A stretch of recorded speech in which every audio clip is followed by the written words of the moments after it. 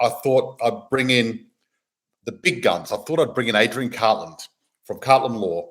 And this guy, you've seen him before, and he's back talking about asset protection. So, Adrian, welcome to the show. Thank you very much, George. Glad to be back.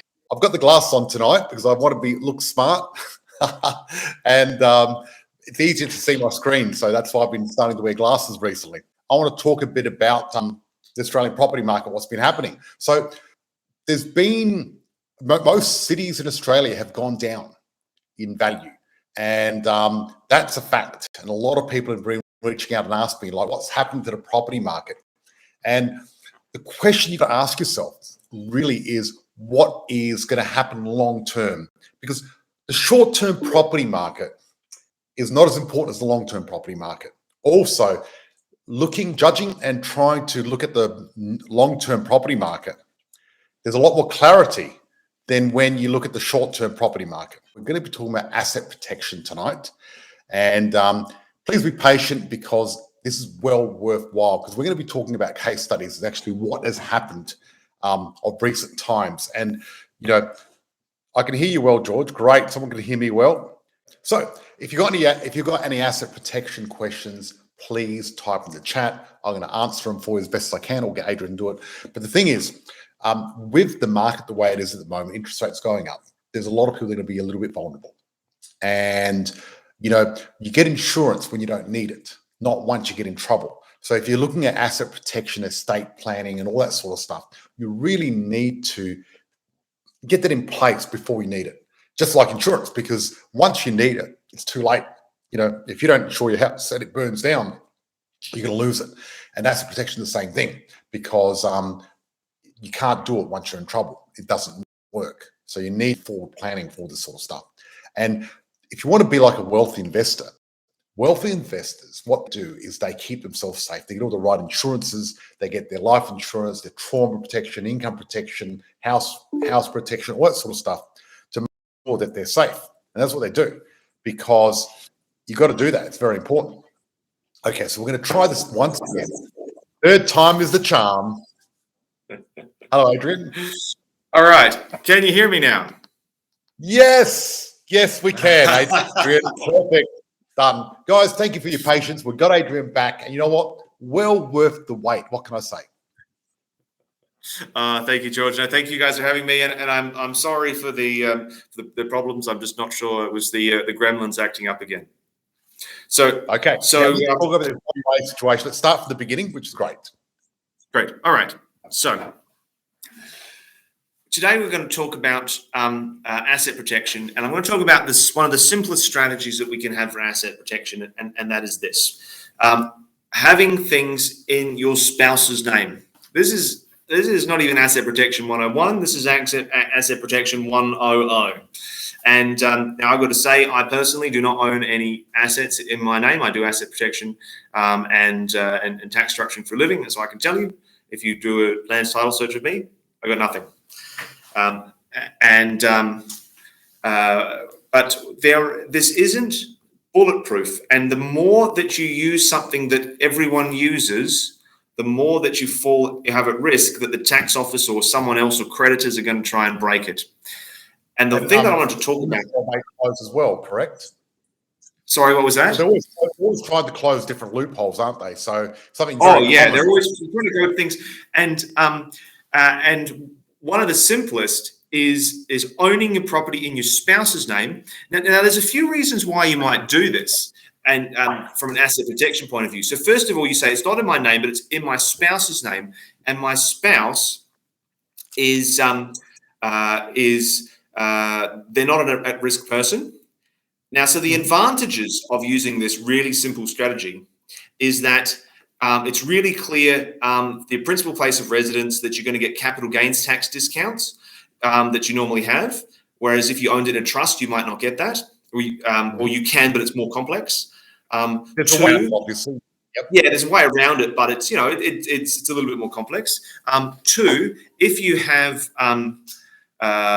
land tax, will be automatically assessed as as nil. If there's land tax, you get exempt from your principal place of residence.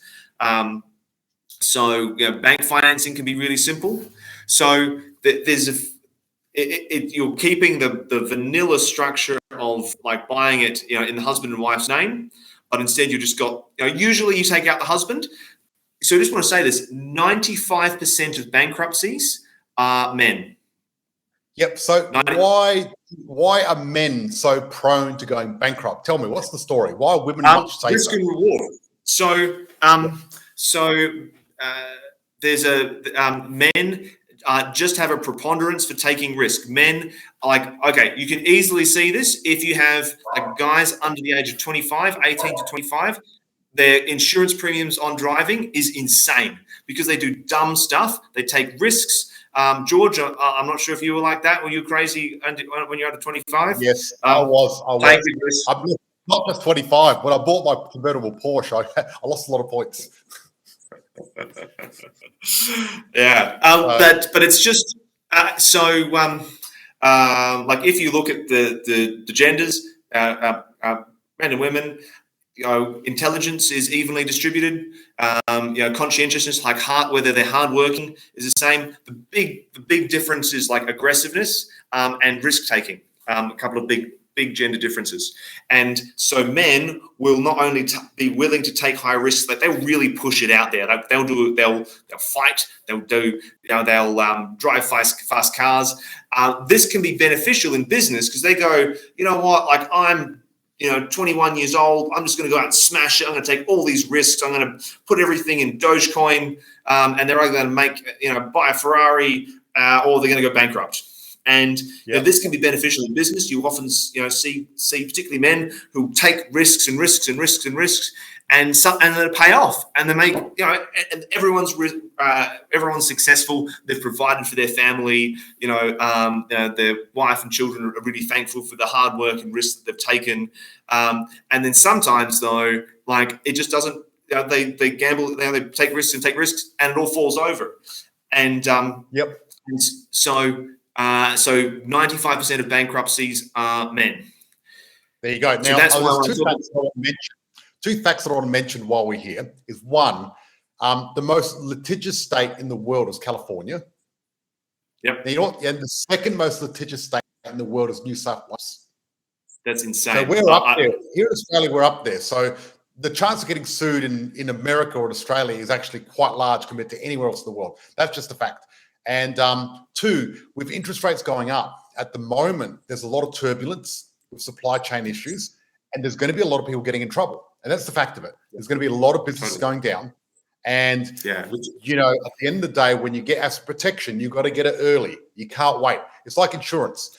It's too late once you have a car accident. It's too late once you get in trouble. You've got to get it early. Is that correct? So I had some clients come to me recently, and they're, this isn't the first time this has happened. I've had a number of clients come through like this, and they go, you know what? I'm about to declare bankruptcy, or the tax office is coming after me. I've got all these big debts. I want to protect my house, and what can I do? And I'm like, give it to the tax office, save money. And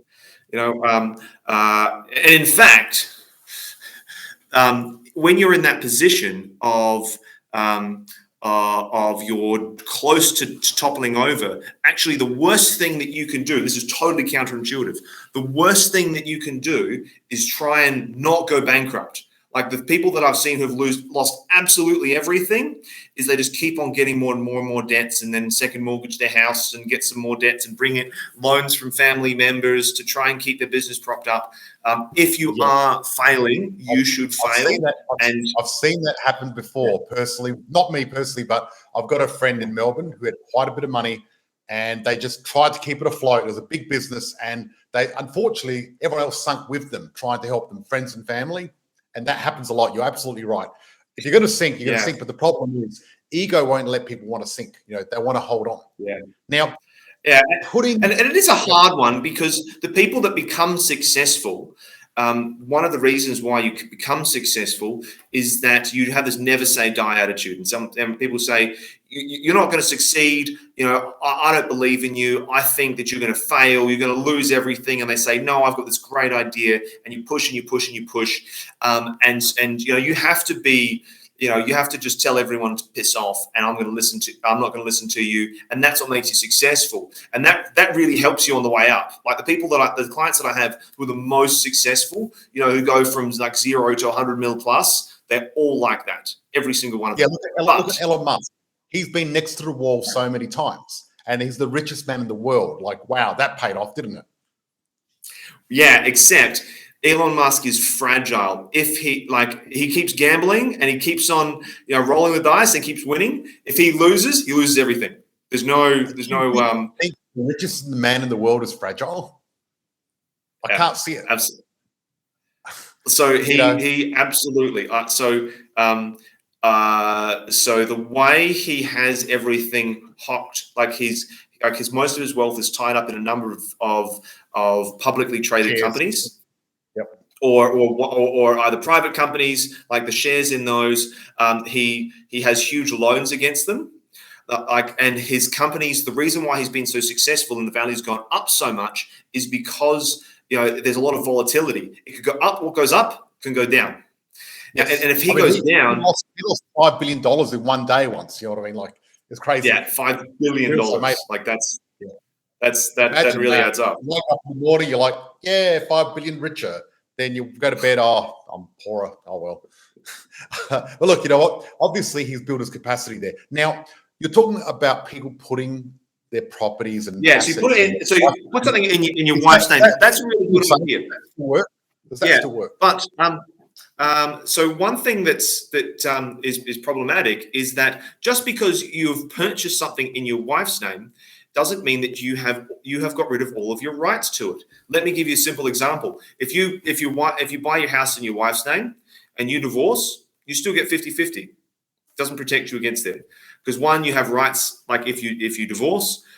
Two, if you have contributed to the purchase price, you've either given your wife money or you've gone on the mortgage, you're actually under trust law, you're entitled to maybe like to 50%. It's called a resulting trust. And because let me just put it this way. If you gave your brother $100,000 and said, this is going to be the deposit on my next property. He takes it, buys a $500,000 property, buys it in his own name. Who do you think should be rightfully entitled to that property? Your brother, who's got it in his name, or you? Well, you've provided purchase price. You've found the property. It's rightfully yours, and the law tracks that. Now, here, if the husband is paying for 50% of the purchase price, the husband is paying for 50% of the mortgage. Husband is entitled to 50% of the property, like unless it's totally severed, and there's some ways to do that. Does that mean but not covered? Is that what you're saying? It's not covered. Yeah. So so the tax office is clever, and with this Westminster Bossenac, when he went bankrupt, they said what they're going to do is give some context. We didn't hear it before. We couldn't hear you. Tell us about Bossenac. Tell us. So Vlado Bossenac is a fitness entrepreneur from Western Australia. He's got a really interesting app that can determine your fat and fitness levels without scales. He's got a publicly traded company. Yeah, it's pretty cool, right? He's scales. I get it right. So I don't know how he did it with an app, but well done. Anyway.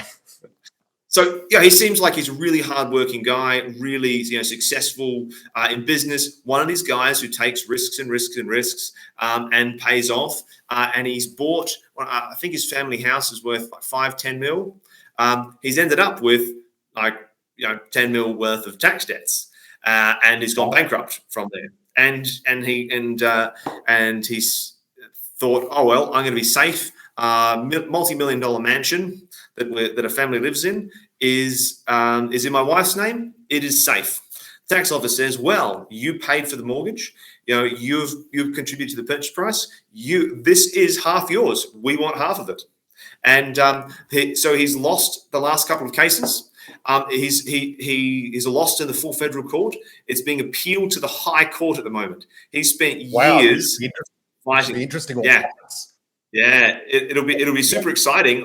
So there are ways of severing this. There are things that he could have done rather than just put it in his wife's name. So if he had taken some of that equity and that was mortgaged to a trust, that would have been safe because there's no resulting trust there that gets around this contribution of purchase price. If he had purchased it in a family trust.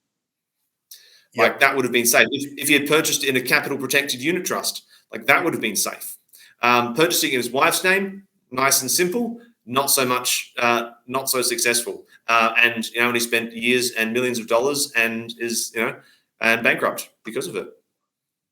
Yep. Now, we've only got 6 minutes left for this session because then we're going to our next private session. So what I want to do is, did you hear about that story about that couple? I think it was a lady. She had some money with crypto.com, and instead of paying her $100, they paid her $10 million.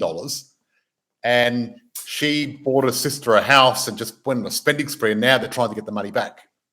Now, she probably should have got asset protection. Yeah, so that's an interesting one. There's a difference in here between mistake and from criminal proceeds. So I want to say that if you are involved in a criminal activity, and you said I'm a bikie and I'm drug running and I've made all these criminal proceeds. All of these structures, they'll just walk through them. Okay, so so something else. If you're a terrorist, none of this helps. So don't be a bikie, don't be a terrorist. So if you're so you shouldn't do that. Just as a general thing, don't be a terrorist. And I agree. Yeah. Except for those circumstances, we can protect your assets. If she has stolen money, there is criminal tracing, and it can be traced no matter where it goes. If she has made money, and even just by accident or a problem with the cryptocurrency, then she could have purchased those. She could have put that into a trust, gifted it to trust. Here's the catch, though. If she gifts money into a trust and she goes bankrupt, a few months later, they can claw that back. So this is why when we say we're looking to set up asset protection, you can't set it up a few months before you go bankrupt. If you set up, it's too late then. You got to plan ahead. You got to really plan ahead and save for a rainy day. You really got to get your stuff ready. And obviously, we're going to talk about this later, but there's some more complicated trust structures that are very powerful that really protect assets a lot better than just a normal trust. You wouldn't use a normal trust in this sort of situation. No, we wouldn't use that, because it'd be important that she gets something. In fact, something like this, what I would do for her in this situation, I would use a capital protected unit trust. What I'd do is I'd subscribe for units. Let's say she's got $1 million worth of proceeds from her cryptocurrency. I'd subscribe for units of the crypto in this capital protected unit trust, and then I would buy an asset, for example, a property, it's a real estate in there, and then as the then in the event that she goes bankrupt, the capital protected units, they will close off, and she won't have any more interest, and the interest will instead be held by a blood descendant trust. But she got her money by mistake, so it probably wouldn't work, would it? Mistake. I'm not familiar with it. If there's a difference between mistake and fraud. So if she's committed a crypto.com made the mistake. They sent her $10 million instead of $100. She didn't make any. She didn't create and do any fraud at all. I'd want to look at this one closely. I wouldn't give up the money if I were her. No. She's been to court, and apparently there's a bit of some of the money they can get back depending on where she put it, which is interesting. So it's fascinating, very fascinating one to follow. But anyway, what's happening, guys, is we're going to go to a private group now. So thank you so much for joining us, Adrian. I appreciate it. I'm going to see you in the private group. And what I might do is, guys, if you've got any questions about asset protection, type them in the chat, type them on here, and we hopefully will be able to answer our questions. We're going to be coming on more often anyway with Adrian because everyone's a big fan of Adrian, so it's going to be good. Adrian, thank you so much. I'll see you on. Thank you. In the private chat. Cheers. Bye.